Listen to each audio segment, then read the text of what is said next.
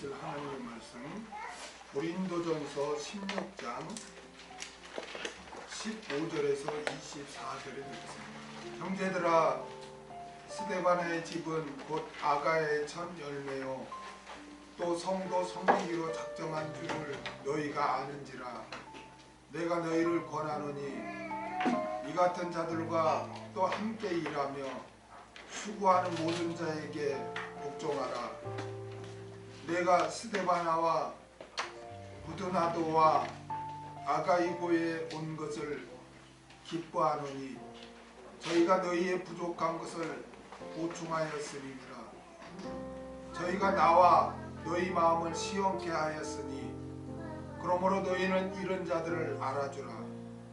아시아의 교회들이 너희에게 무난하고 아굴라와 브리스가와 및 그 집에 있는 교회가 주 안에서 너희에게 간절히 무난하고 모든 형제도 너희에게 무난하니 너희는 거룩하게 입맞춤으로 서로 무난하라.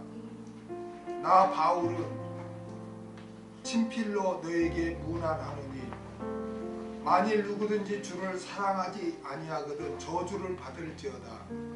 주께서 임하시느니라. 주 예수 그리스도의 은혜가 너희와 함께하고 나의 사랑이 그리스도 예수 안에서 너희 무리와 함께할지어다. 사도 바울의 문안 인사, 사도 바울의 문안 인사 라는 제목으로 같이 말씀을 나누겠습니다. 드디어 우리가 고린도전서 마지막 부분에 이렇게 또 오게 되었습니다.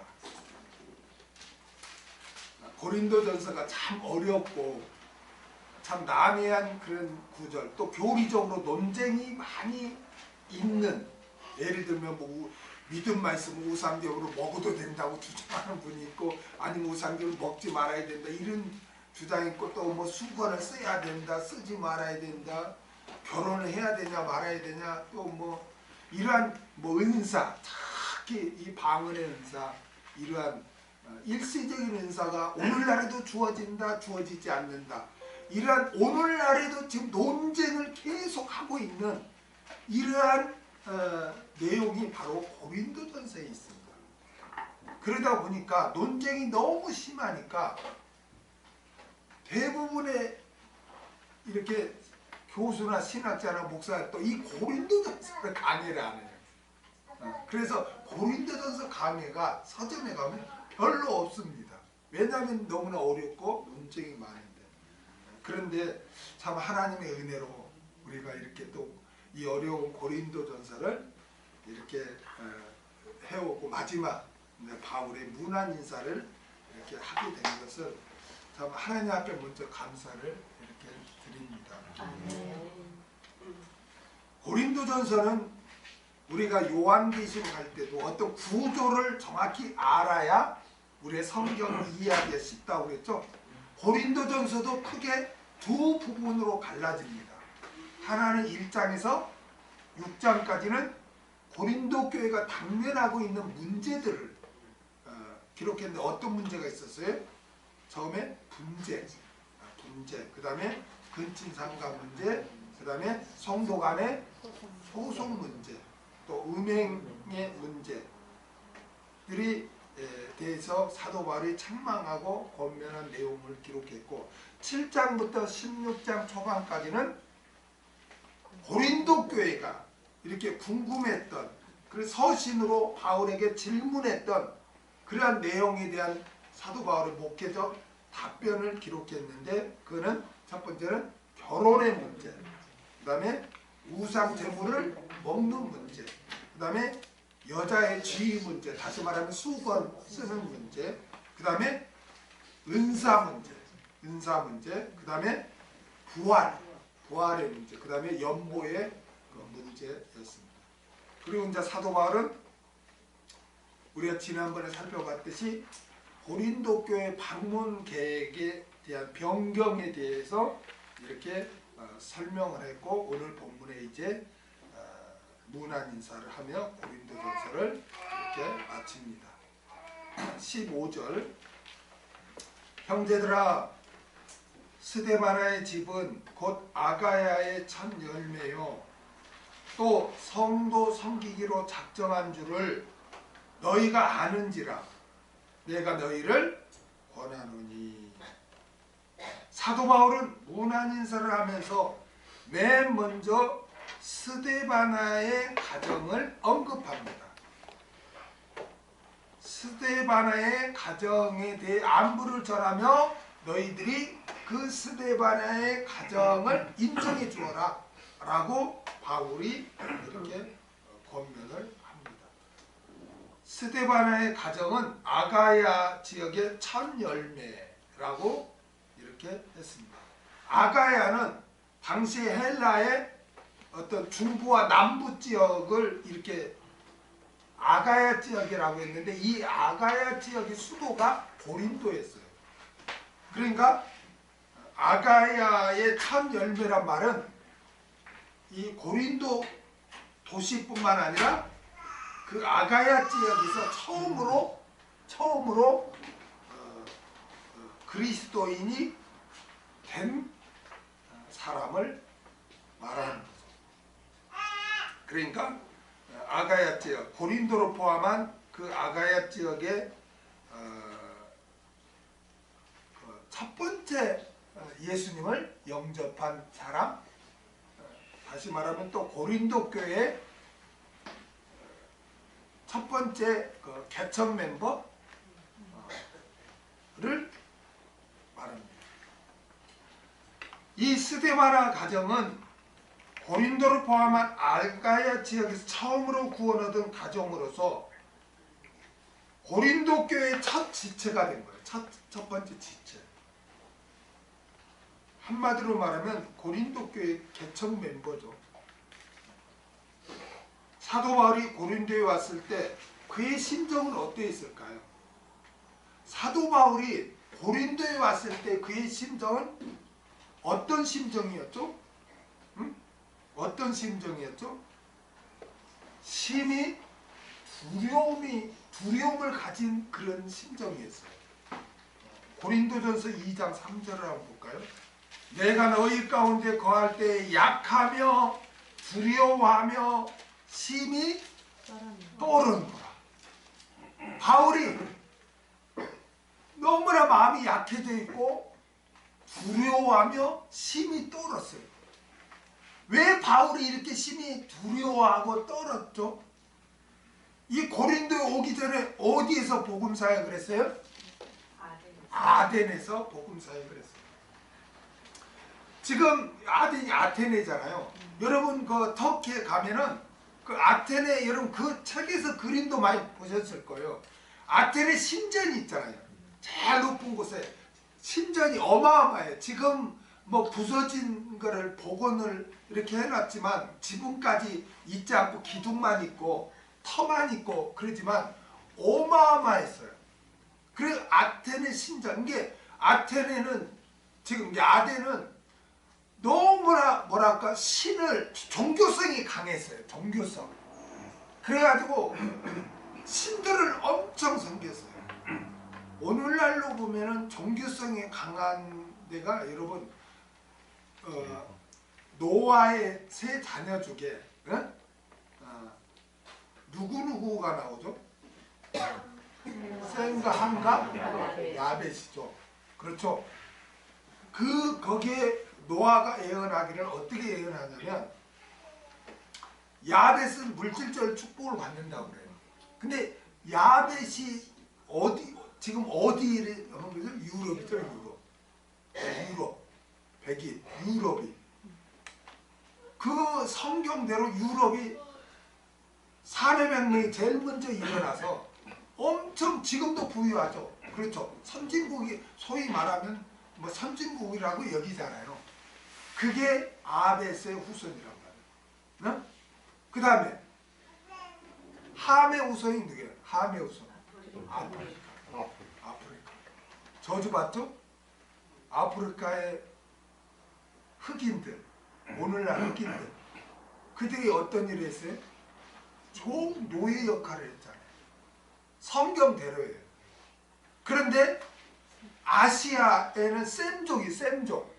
그래서 셈의 후손은 어떻다고 그래요? 네?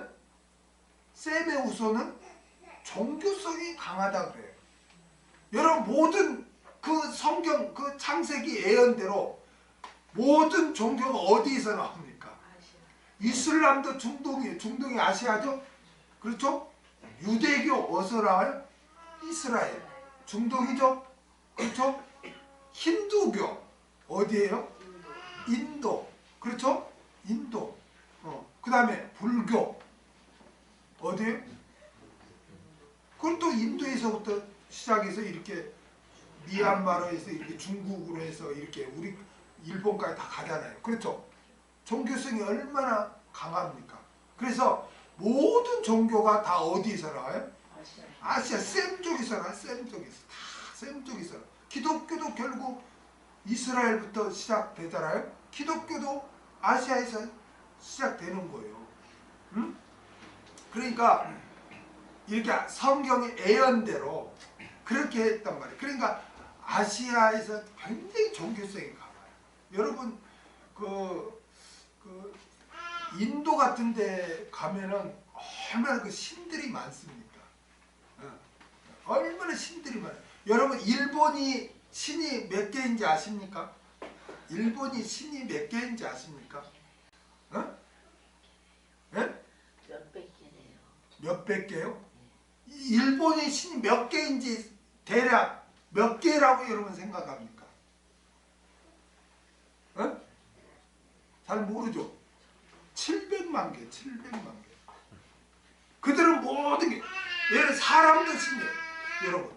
심지어 안중근 의사를 신으로 섬기는, 이순신 장군을 일본 사람이 신으로 섬기는 거 여러분 아십니까? 신사참배라는 게 뭐예요? 신사라는 게 뭐예요? 대동아 시대 때 그 전쟁을 일으키다 죽은 사람들을 신으로, 그들을 뭐로 섬겨요? 신으로 섬기는. 그래서 거기에 신사참배 때가 되면 공물도 보내고 거기에 국회의원들 다 가서 참배하잖아요. 세상에 그 전쟁하다 죽은 사람을 신으로 섬기는 그런 나라가 있습니까? 그게 일본이에요, 일본. 그래서 근데 특히 아시아 이게 동아시아 그 전쟁 때 죽은 자들만 모인 게 야스쿠니 신사를 들어봤어요? 야스쿠니 신사. 야스쿠니라는 게 뭐냐면은 2차 대전 때 이렇게 뭐 진주만을 공격하고 뭐 동나라 공격하다 죽은 사람들만 모아놓은 게 야스쿠니 신사예요. 그들을 다 신으로 모신 거예요. 그러니까 우리나라나 중국이나 뭐 일본 수상이나 누가 야스쿠니 신사에 공물을 보내거나 거기에 국회에 참석하면 막 대사를 불러서 막 하잖아요. 그 야스쿠니 신사라는 게 야스쿠니가 그 막 전쟁 때 죽은 사람들을 신으로 모시는 거예요. 그러니까 야스쿠니 신사뿐만 아니라 신사가 또 얼마나 많아요. 그런데 그 신사마다 다 신이 있어요. 그래서 700만 개 된다는 거예요. 이 아시아가 완전히 종교성이 워낙 강해요. 그런데 이 아덴도 이 종교성이 강했단 말이에요. 그래서 바울이 거기에서 너무나 종교성이 강하니까 바울이 오직 예수 복음을 증거했어야 되는데 그렇게 증거하면 안 먹힐 것 같으니까 바울이 철학적으로 복음을 증거해요. 그러다 보니까 아덴에서 후원 얻은 자가 없어. 그래서 교회를 세우지 못한 곳이 바로 아덴이에요. 그러니까 거기서 바울이 열심히 복음을 전했는데 교회도 세우지 못하고 구원을 얻는 자도 얻지 못하니까 얼마나 낙심이 됐겠어요. 낙심이 된 상태에서 다음 갈 선교 여행지가 어디였어요? 고린도였단 말이에요. 그런데 여러분 고린도가 어떤 도시입니까? 우리가 살펴봤듯이 항구가 2개 있죠. 무역 항구예요.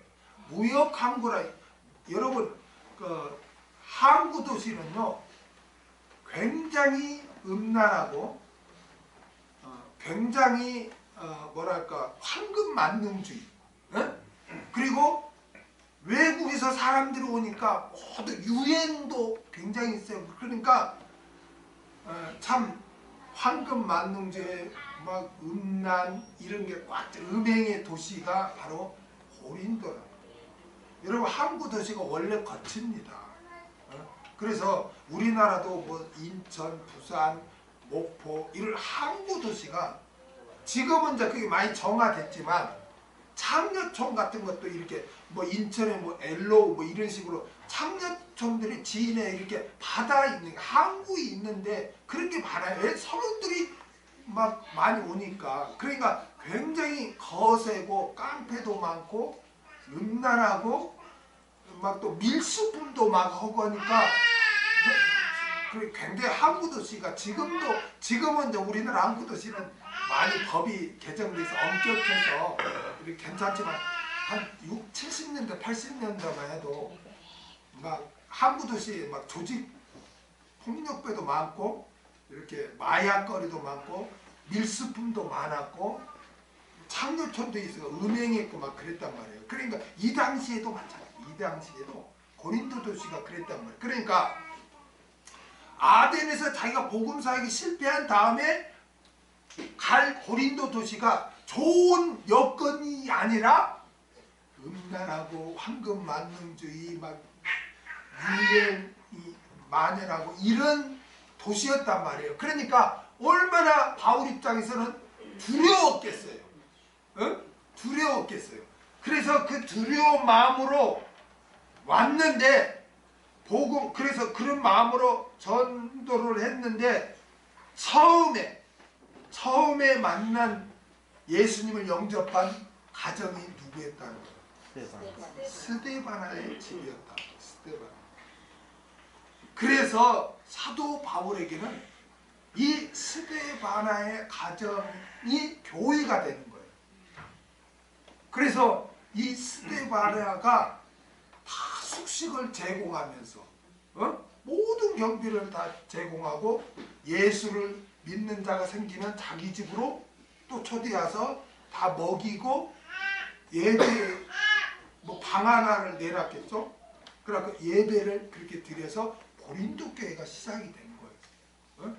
그러니까 사도 바울 입장에서는 얼마나 귀하겠어요. 그래요, 안 그래요? 그래서 이 스데바나를 귀하게 여겼어요. 이제 그런데 이 이제 스데바나가 이렇게 그 어려울 때 처음으로 이제 이렇게 고린도 교회가 세워지도록 그렇게 했던 거예요. 그래서 스데바나 가정은 자신이 고린도 교회에서 제일 오래된 사람이라고 뭐 개척 멤버라고 텃세를 부리거나 또 대접을 받으려고 하지 않고 오늘 본문에 보니까 어떻게 해요? 또 성도 섬기기로 작정을 했다고. 성도 섬기기로 작정을 했다. 여기 작정한 줄을 이렇게 작정했다는 게 스스로 준비했다. 이렇게 딱 각오했다. 계획했다 이거예요. 작정한 줄 에탁산 헤아우투스 작정했다. 에탁산 헤아우투스인데 이렇게 다짐했다, 계획했다, 준비했다. 이게 스데바나의 가정은 그러니까 성도 섬기기로 아예 처음부터 그렇게 다짐을 하고 계획을 세우고 딱 준비해서 한 명씩 전도가 되면 그냥 무조건 종으로서 섬기는 헌신의 삶을 살았다. 이 얼마나 여러분 아름다운 신앙입니까? 성도를 섬기기로 내가 다짐했다. 나는 쉽게 말하면 나는 종로로 하겠다. 종로로 하겠다. 이거를 다짐했다는 거예요. 이게 참 중요해요. 우리는 예수 믿고 우리는 종이 된 줄로 믿습니다. 옛날에는 마귀의 종이었지만 이제는 우리가 주님의 종이 된 줄로 믿습니다. 그래서 주님의 종이기 때문에 여러분, 눈에 보이지 않는 주님을 사랑하는 게 어떻게 사랑하는 겁니까? 물론 주님을 경배하고 말씀에 순종하고 이것도 사랑하는 거지만 또 주님을 사랑하는 방법이 또 한 가지가 있는데, 그게 뭐냐면 성도, 주님의 종을 사랑하는 거예요. 눈에 보이는 형제를 사랑하는 것이 눈에 보이지 않는 하나님을 사랑하는 거예요. 그러니까 우리가 이 개념을 잘 정리해야 돼. 내가 주님을 사랑한다? 이거는 주의 말씀에 순종하는 것이 주님을 사랑하는 거예요. 아멘? 말씀에 순종하고 우리 경배하고 섬기고 이거 다 사랑하는데, 이것만이 주님을 사랑하는 게 아니고 또 하나가 있어요. 그게 뭐냐면은 주의 종, 다시 말하면 성도를, 믿음의 형제를, 눈에 보이는 형제를 사랑하는 것이 주님을 사랑하는 거예요. 그래서 작은 자에게 한 것이 곧 누구에게 한 것이다? 예수님께 한 것이다. 주님이 그렇게 말씀하시죠. 작은 자에게 한 것이 곧 내게 한 것이다. 그렇게 말하잖아요. 그렇기 때문에 우리가 이 말씀을 잘 마음에 새겨야 돼요. 이 스데바나처럼 나는 주님의 종으로서, 또 주님의 종이니까 형제들은 다 하나님의 성전이죠. 하나님의 성전이기 때문에 그 안에 누가 계세요?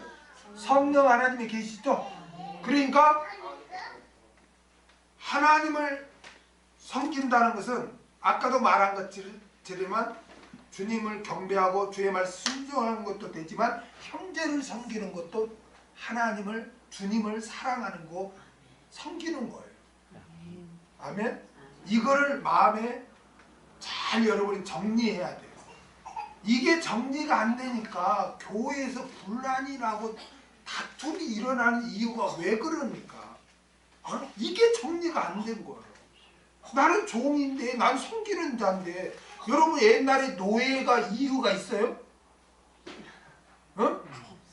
이유가 없어요. 주인이 너 꼬치밭 가서 꼬치 매뭐 해야지. 아, 날씨가 아닌데 나 논에 갈래요. 그런 거 어디 있어? 주인이 꼬치밭 가서 꼬치를 해라면 해야 되고, 어디 가서 뭐 해라면 하는 거지. 아, 내 생각에는 그런 게 어디 있어? 종이 내 생각에는 어디 있어?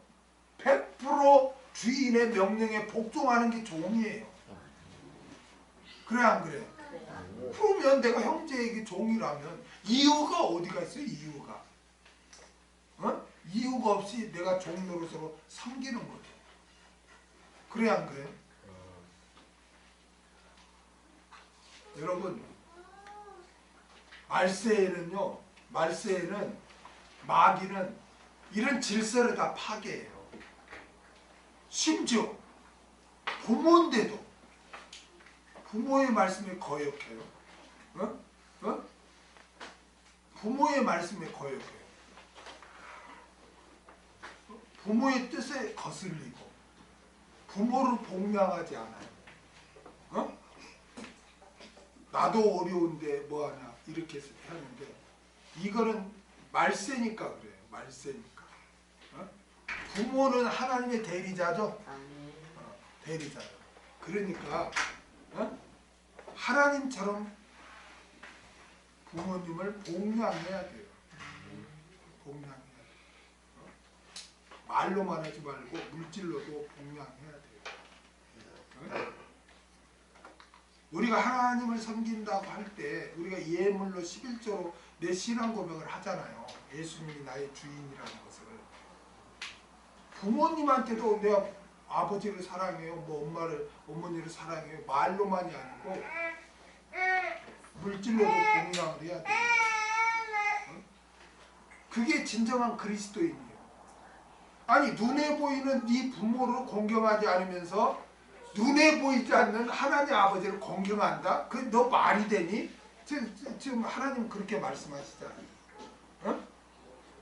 그래서 부모를 공경해요. 남편, 성경에서 남편은 아내의 뭐라고 그랬어요? 머리라고 그랬어요. 머리. 그러면 어떻게 해야 돼요?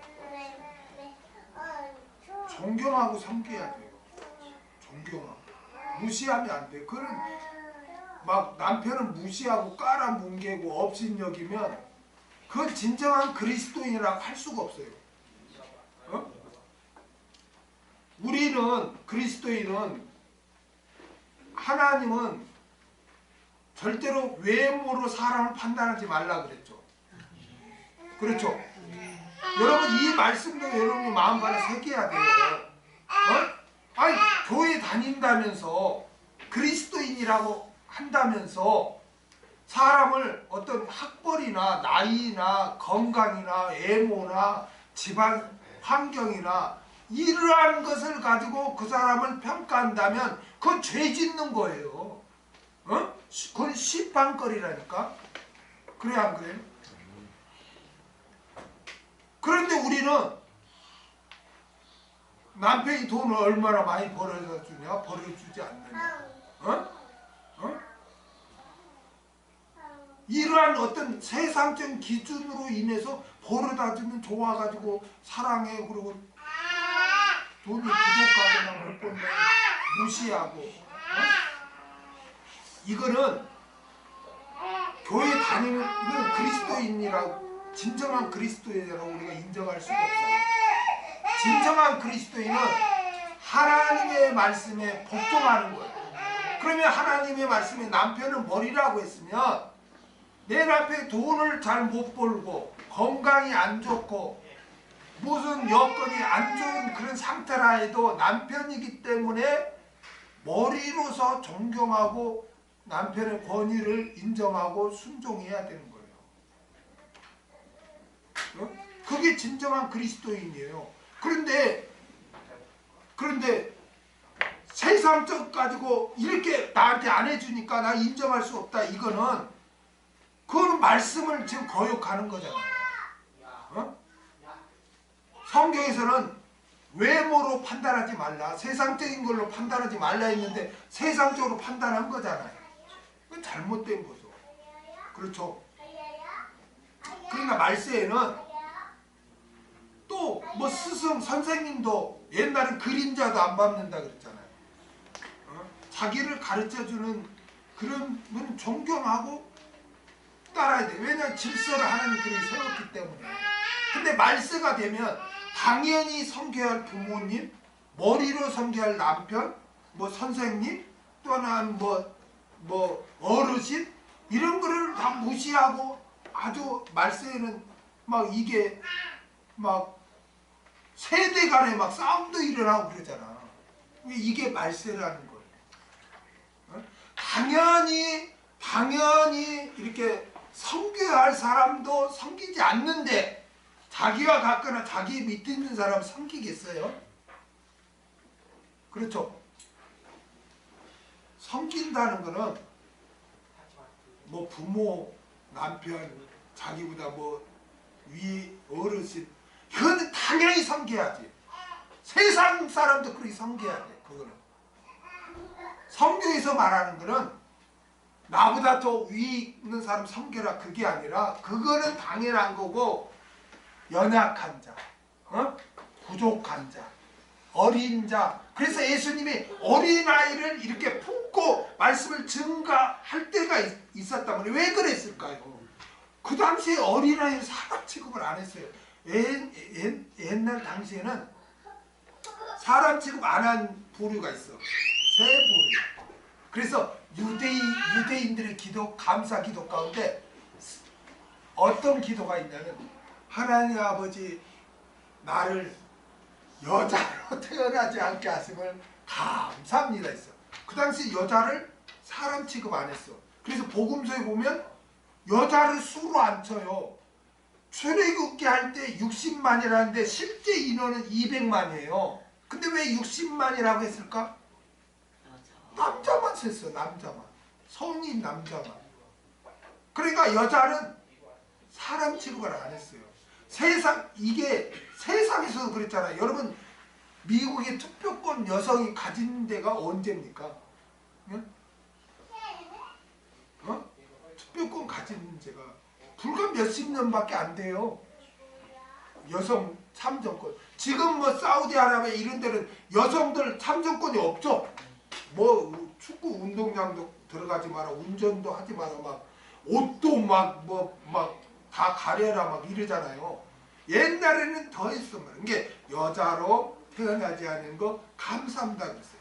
또 뭐로 태어나지 않은 거 감사한다고 그랬어요? 노예로 태어나지 않은 거 감사합니다 그랬단 말이에요. 그리고 또 뭘 감사했어요? 이방인으로 태어나지 않는 거 감사합니다. 그 당시 이스라엘은 선민이라고 했거든. 자기들만 하나님의 백성이라고 여겼거든요. 그러니까 여자나 어린아이나 이런 걸 노예나 이방인은 아예 사람 취급을 안 했단 말이에요. 그때 예수님이 사람은 외모로 판단해서는 안 된다 하면서 누구를 이렇게 품에 안고 말씀을 준 거예요? 어린아이를 품고 하면서 어린아이가 내게 오는 건 금하지 말라 그러죠. 너희가 어린아이와 같지 않으면 천국에 들어갈 수 없다고 그러죠. 그 당시에는 외모로 판단을 했단 말이에요. 사람들. 어린아이 이게 사람도 아니야. 여자아이 이게 사람도 아니야. 노예 아이 이거 사람도 아니야. 이방인 아이 저 사람도 아니야. 상종하면 안 돼. 이랬단 말이에요. 그러니까 예수님이 사람을 외모로 판단하는 거 심판이다 이렇게 하는 거예요. 그 당시에 그래요. 지금도 어린아이 어리다 이렇게 뭐 무시하잖아요. 우리 그리스도인은 그러면 안 돼요. 내 자식이라 해도 내 생각으로 막 감내해서는 안 돼요. 인격을 존중해 줘야 돼요. 왜냐하면 그 안에도 성령님이 계시기 때문에. 그래서 나이가 어리든 나이가 많든 직업이 뭐든 뭐 부자이건 가난하건 학벌이 있건 없건 외모가 어떻게 생겼건 우리는 그걸로 그 사람을 판단하면 심판받는다는 것을 꼭 명심하시기 바랍니다. 그래서 그 영혼을 귀하게 여겨야 돼요. 여러분 그 영혼을 귀하게 여겨야 된다니까. 나에게 이득이 되고 그러면은 가서 아유 이렇게 나에게 이득이 전혀 없다 그러면 아유 무시하고 그거는 잘못된 거예요. 여러분 우리는 오늘 말씀 다 잊어버려도 아 나는 외모로 판단하면 심판받는다 하나님이 기뻐하지 않는다 이것만 명심하고 해도 여러분은 굉장히 하나님의 사랑과 은혜를 받습니다. 교회 안에서도 여기 차별하면 안 되는데 오늘날 교회도 차별하잖아요. 그냥 사장이 그냥 교회 왔다. 그냥 직함 줘가지고 그냥 무슨 그냥 직함을 주고 가난한 사람이 왔다. 그럼 쳐다도 안 봐. 그냥. 다 심판거리예요. 아멘? 그래서 사람을 이렇게 세상적인 걸로 판단하지 말고 다 하나님의 성전이다. 어리든 연세가 있든 뭐 몸이 아프든 누구든 다 예수를 믿는 자는 하나님의 성전이죠. 우리는 그 말씀 믿어야죠. 그 안에 성전이 계세요. 성령님이 계세요. 근데 그가 우리가 지난주에 말했듯이 옛사람과 새사람이 싸운단 말이에요. 그래서 옛사람이 강하면 내가 죄도 짓고 불순종하고 세속적으로 살게 돼요. 또 그러다가 회개하고 새사람이 성령의 도움받아 강해지면 막 순종도 하고 열심히 봉사도 하고 그런단 말이에요.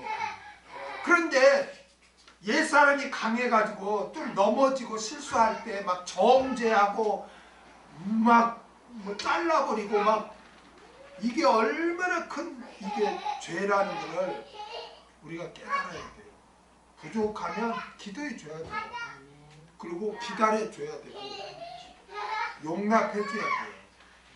예수님이 그러잖아요. 70번씩 7번이라도 용서해 주라 그러잖아요. 그렇죠? 인간은 3~4번. 너 3~4번이야? 너 내 3~4번 해갖고 아니면 넌 끝이야 이러잖아요. 주님은 무한대로 하라잖아요. 무한대로. 우리 죽을 때까지 용서하다 우리는 죽어야 돼요. 아멘? 그냥 내 기분에 따라서 막 이렇게 결정하는 거 아니에요. 구원도 우리는 알 수 없어요. 누가 구원받을지 못 받을지 알 수 없는 하나님만 알아요. 내가 감히 너는 이래서 너는 글렀고 너는 이래서 먹고 이렇게 우리 인간이 어떻게 그걸 결정합니까? 할 수가 없는 거예요. 우리는 기도하고 기도해주고 섬기는 그런 자세를 가져야 돼요. 아멘? 이제 남편이 부족해도 머리를 써 섬깁시다. 세상적인 거 가지고 판단하지 말고 무조건 머리라고 생각하고 섬겨. 그럼 하나님 은혜를 줘요. 말씀에 순종하면 하나님 은혜를 줘요. 그래서 항상 우리는 이제 섬기는 자다. 아주 그냥 다짐을 하고 계획을 하고 준비하고 그렇게 살기로 했단 말이에요. 그러니까 얼마나 이 믿음이 아름다워. 그러니까 바울이 그냥 하잖아요. 성도 섬기기로 작정한 줄. 어? 너희도 다 알고 나도 안다. 인정해줘라 그러잖아요. 바울이 봤을 때 얼마나 이렇게 기뻐했겠어요.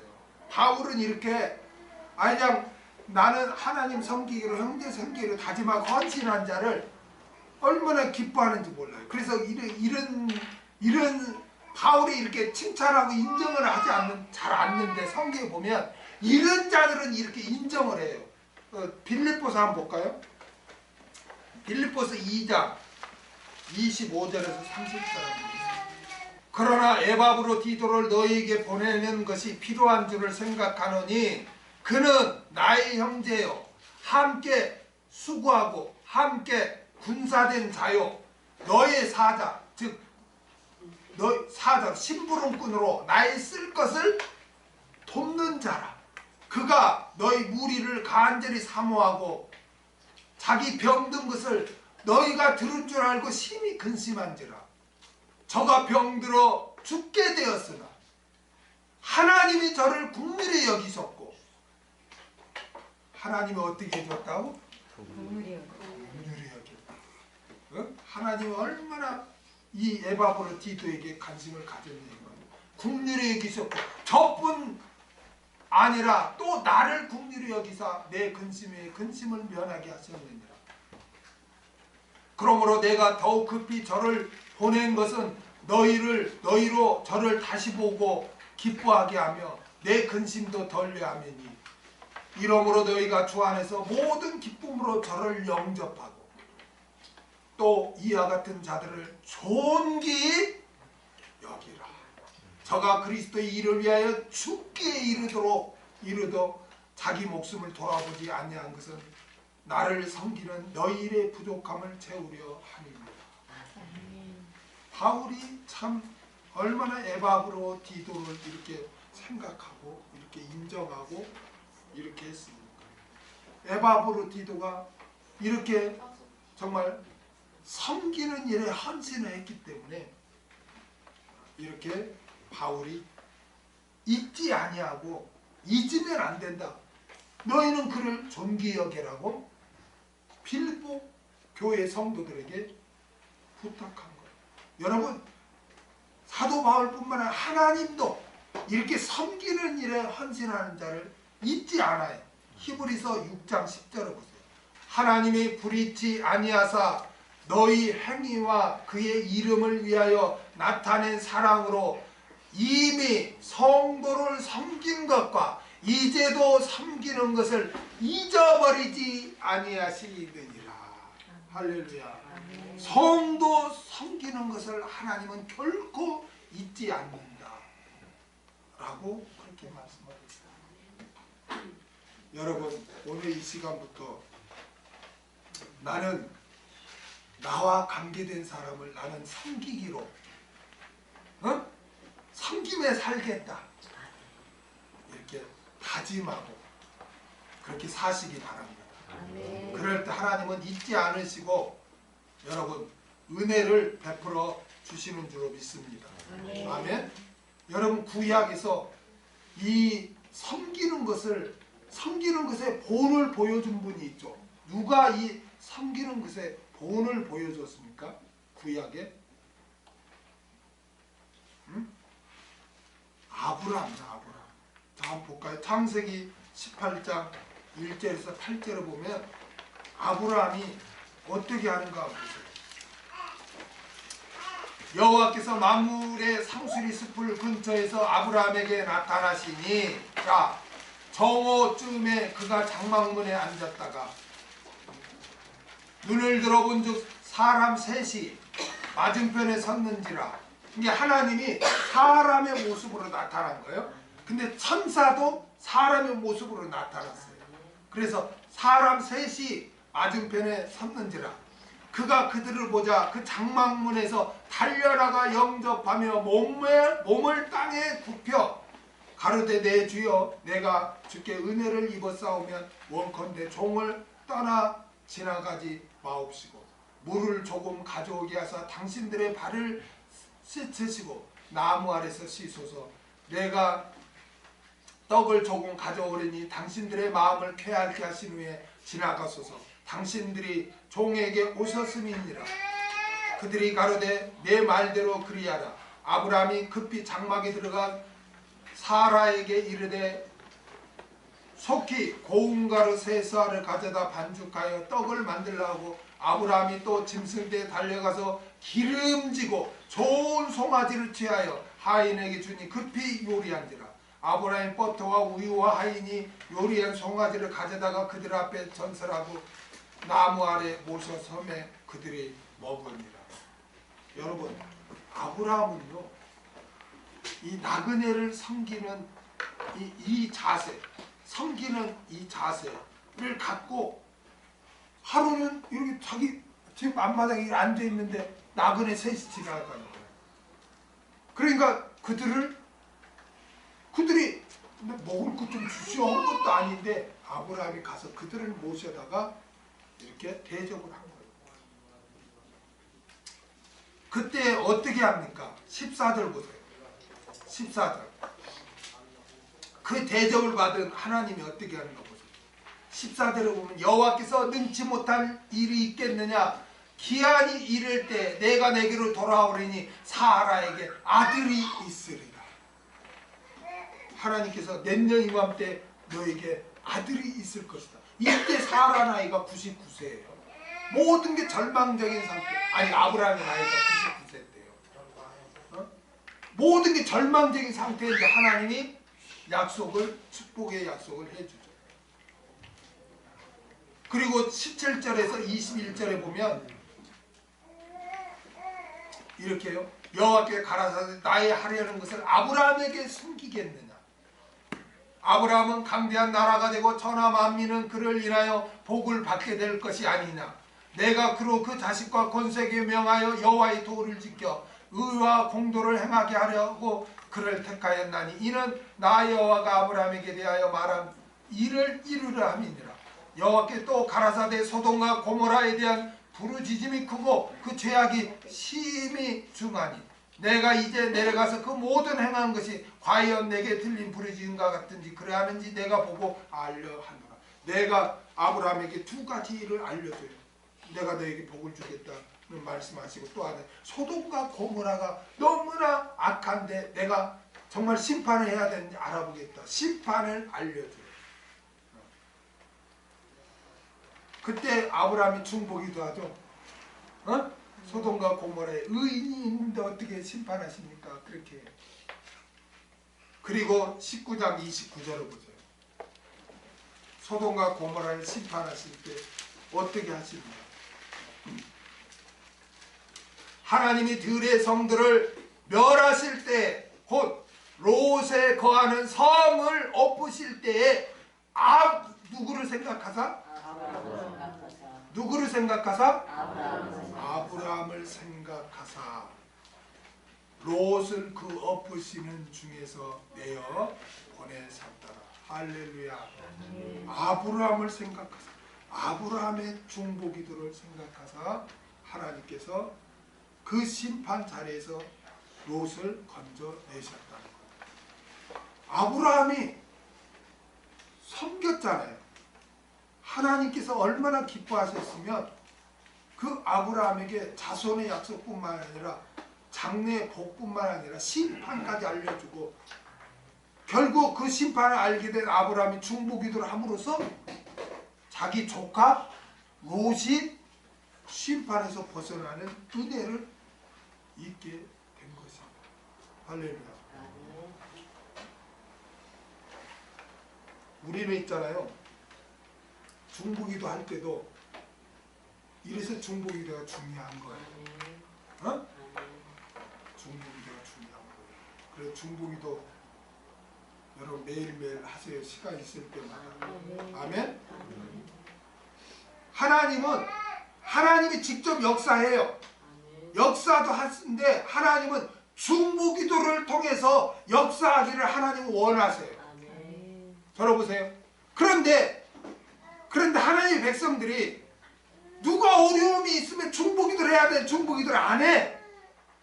그러면 하나님이 보실 때 이상히 여겨. 야, 이런 상황에 중보기도하는 자가 없네? 이상히 여긴다는 거예요. 중보기도하지 않으면. 성경 어디에 있어요? 이사야 59장 16절 보세요. 사람이 없음을 보시며 뭐가 없음을? 중재자 없음을 어떻게 여기셨다? 이상히 여기셨다. 이상히 여기셨다. 그래서 자기 팔로 스스로 구원을 베푸시며 자기 의를 스스로 의지하세요. 그래서 이상히 여기신 거예요. 왜냐하면 지금 어려운 가운데 있는데 그 어려운 가운데 있는데 누가 중재자가 없네? 중보기도 하는 자가 없어. 그러니까 하나님이 이상히 여겼다는 거예요. 여러분. 중보기도 하지 않으면 하나님이 이상히 여겨요. 그러니까 여러분 중보기도 합시다. 아브라함의 중보기도를 통해서 롯이 이렇게 구원의 은혜를 입잖아요. 그러니까 이렇게 아브라함의 섬기는 그것을 통해서 하나님께 너무나 기뻐하셔서 이렇게 아브라함에게 여러 가지 은혜를 베푸셨단 말이에요. 그러니까 우리는 어떻게 하고 살아야 돼요? 이제 섬기면서 살아야 돼요. 아멘? 아멘? 여러분, 우리는 누구를 본받아야죠? 예수 그리스도를 본받아야죠? 그러면 자 들어보세요. 예수님이 이 땅에 사역을 하시면서 마지막 본을 보여준 게 뭐였을까요? 예수님이 마지막 보여준 본이 뭐예요? 예수님이 보여준 본이 많아요. 아까 뭐 어린아이를 이렇게 품고 뭐 어린아이를 우리가 무시하면 안 된다 이런 본을 많이 보여줬는데 예수님이 마지막에 보여준 이 세상에서 마지막에 보여준 본이 뭘까요? 그렇죠. 제자들의 발을 씻겨주는 본이에요. 요한복음 13장 12절에서 17절 보세요. 여러분 이 제자들의 발을 씻길 때가 언제였어요? 6월절 최후의 만찬이죠? 그렇죠? 그리고 그 밤에 잡히시죠? 자, 6월절 만찬을 하다가 예수님이 어떻게 하는 거예요? 저희의 발을 씻기신 후에 옷을 입으시고 다시 앉아 제자들에게 이르시되 이제 발을 다 씻겼어요. 내가 너희에게 행한 것을 너희가 아느냐? 너희가 나를 선생이라 또는 주라 하니 너희 말이 옳도다. 내가 그러하다. 내가 주와 또는 선생이 되어 너희 발을 씻겼으니 너희도 서로 발을 씻기는 것이 옳으니라 합당하니라. 내가 너희에게 행한 것 같이 너희도 행하게 하려 하여 뭘 보였다? 본을 보였노라. 내가 진실로 진실로, 여러분 성경 읽다가 예수님이 진실로 진실로라는 말이 나오면은 항상 강조하는 말이에요. 아멘? 이 성경 읽다가 진실로 진실로라는 말이 나오면 그 다음 내용이 굉장히 강조하는 말씀이구나를 여러분 깨달으면 돼요. 내가 진실로 진실로 너에게 이르노니 종이 상전보다 크지 못하고 보냄을 받은 자가 보낸 자보다 크지 못하니 자, 여러분 이게 무슨 말이냐면 내가 너희 스승 아니냐? 맞다. 내가 너희 스승은 주다. 그러면 그 종이 스승보다 크지 못하죠. 그렇죠? 종이 주인보다 크지 못하죠. 그래, 주인이 그대로 하면 종은 어떻게 해야 돼? 그대로 따라야 된다 이거예요. 아멘? 그래서 너희가 이것을 알고 행하면 뭐가 있으리라? 복이 있으리라. 할렐루야. 주님이 있잖아요. 그 팔복 외에 뭘 행하면 복이 있으리라 이 말씀 잘 안 하셨어요. 그런데 이렇게 너희가 섬기는 일을 하면 복이 있으리라 이 말씀을. 그러니까 섬기는 것이 얼마나 중요한 일임을 지금 예수님이 가르쳐주고 지금 있는 거예요. 아멘? 그래서 예수님이 이런 말씀도 하세요. 내가 섬김을 받으러 온 것이 아니라 섬기러 왔노라. 마태복음 20장 26절에서 28절.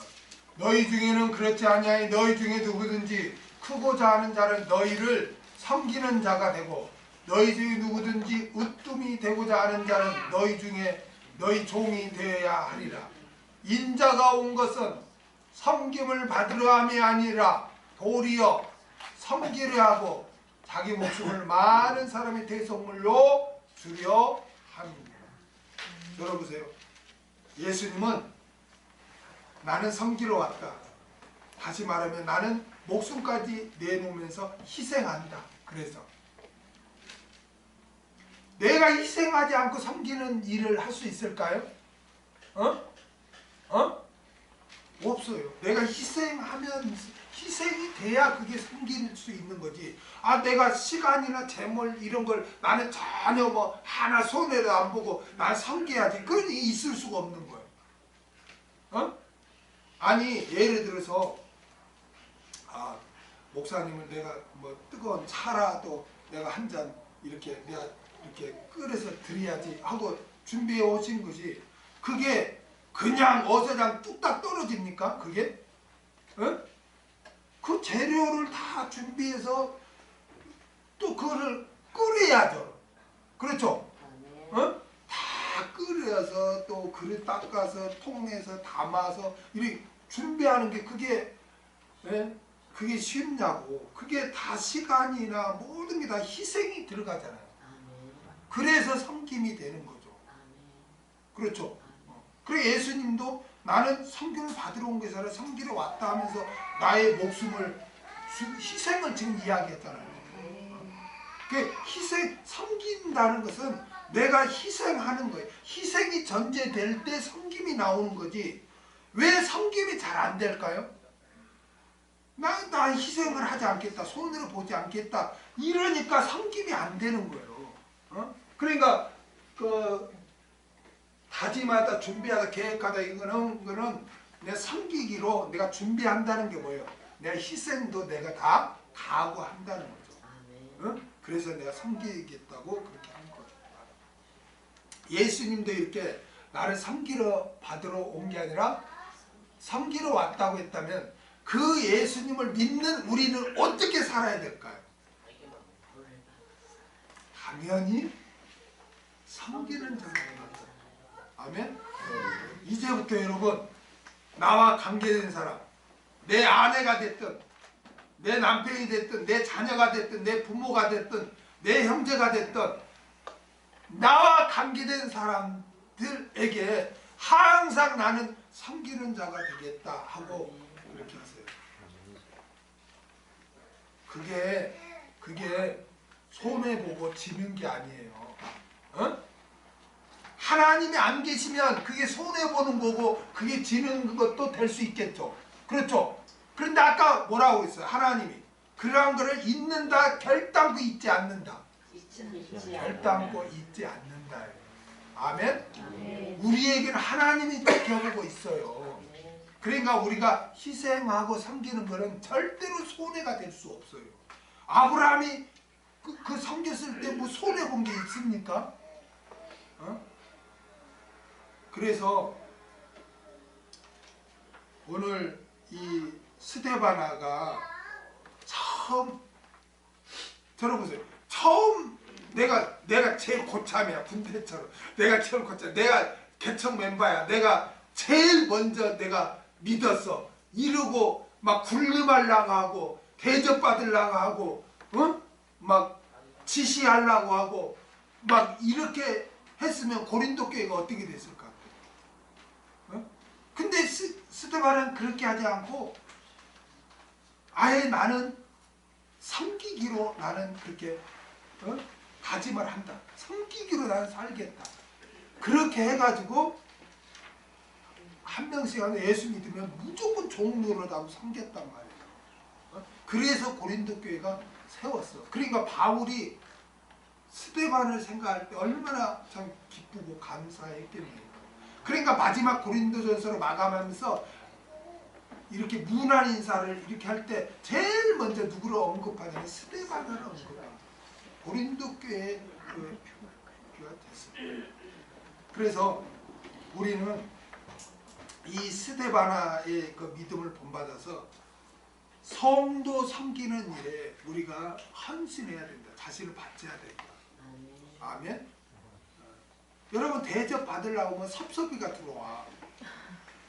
정말이라니까 섭섭이가 들어와요. 섭섭이가.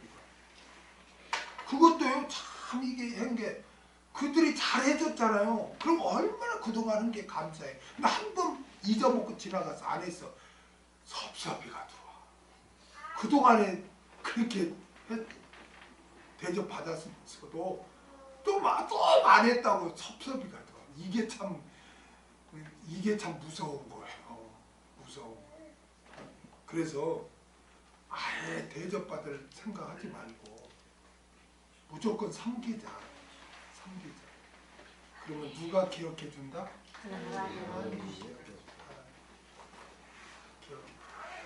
그러면서 여러분 중보기도 해보세요. 그러면 중보기도 대상자에게도 하나님의 가만히 계시겠어요? 그 롯에게 은혜를 베푸신 것처럼. 우리 하나님은 공의의 하나님이에요. 그래서 오늘 이 스데바나의 이 믿음에 대해서 하다 보니까 이렇게 왔는데 우리가 다시 한번 이제 참 섬기기로 나는 섬기는 종이 되겠다. 그런데 이 섬기는 것이 나보다 뭐 연세가 있고 부모고 이런 분만 섬기는 게 그건 당연한 거예요. 그렇죠? 당연한 거예요. 문제는 섬기는 게 대상이 누구냐? 그거는 어린 아이도 될 수 있고 나보다 부족하고 연약한 자가 될 수 있다. 근데 왜 그래? 우리는 외모로 판단하지 않기 때문에. 아멘? 왜 외모로 판단하지 말아야 돼요? 그 사람은 어리더라도 하나님의 성전이고 그 안에는 성령님이 계시기 때문에 무시하거나 멸시하거나 정죄하거나 비난하면 안 되는 거예요. 부족하더라도 끝까지 용서하고 용납하고 그래서 사랑은 오래 참음이라는 말씀입니다. 하나님이 여러분 우리를 구원 얻게 할 때 얼마나 오래 참고 우리를 구원 얻게 해줬어요. 그래 안 그래요? 근데 근데 우리가 누구를 뭐 오래 못 참아줘요? 오래 끝까지 참아줘요. 끝까지 죽을 때까지 참아줘요. 그러면 하나님의 역사예요. 아멘. 그래서 정말 내 마음에 안 들고 나에게 상처를 주고 내 생각대로 안 따라주고 뭐 그럴지라도 거기에 흔들리지 말고 나는 섬기는 자다. 섬기는 자다. 그래서 나는 섬기기로 다짐한다. 헌신한다. 생각하고 희생을 각오하겠다. 다짐하고